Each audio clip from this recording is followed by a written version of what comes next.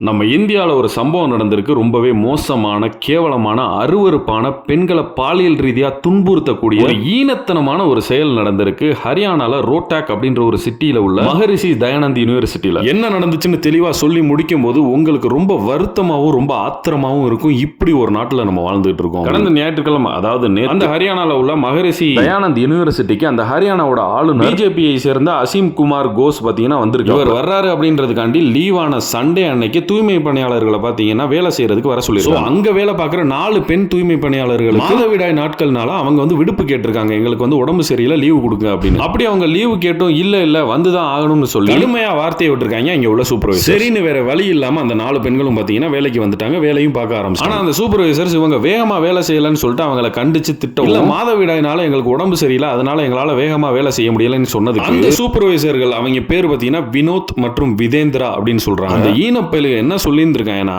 மாதவிடாயா உங்களை நம்ப முடியலையே, சரி போங்க, போய் பாத்ரூம்ல போய் மாதவிடாய்னா நாப்கின் வச்சிருப்பீங்கல்ல, அதை போட்டோ எடுத்து அனுப்புங்க அப்படின்னு சொல்லியிருக்காங்க. அது அவங்களோட மேலதிகாரி சொன்னதா சொல்லியிருக்காங்க. அந்த பெண்கள் என்னையா இப்படி கேட்கிற, இதெல்லாம் எங்களால பண்ண முடியாது அப்படின்னு சொன்னதுக்கு வேலையை விட்டு விரட்டிடுவேன்னு சொல்லி மிரட்டி இருந்திருக்காங்க இந்த 2 பேரும். இது அந்த காலேஜ்ல படிக்கிற ஸ்டூடெண்ட்ஸுக்கு தெரிய வருது. அந்த ஸ்டூடெண்ட்ஸ் பாத்தீங்கன்னா பெரிய போராட்டம் பண்ண ஆரம்பிக்கிறாங்க அந்த மகரிஷி காலேஜுக்குள்ள. அதுக்கப்புறம் போலீஸ் பாத்தீங்கன்னா அந்த வினோத் விதேந்திரன்ற 2 சூப்பர்வைசரையும் அரெஸ்ட் பண்ணி விசாரணை நடத்திட்டு வராங்க. ஆனா எவ்வளவு கேவலமான ஒரு செயலை செஞ்சிருக்காங்க. மாதவிடாய்னு சொன்ன பெண்களை போட்டோ எடுத்து காட்டு அப்படின்னு இருக்காங்க.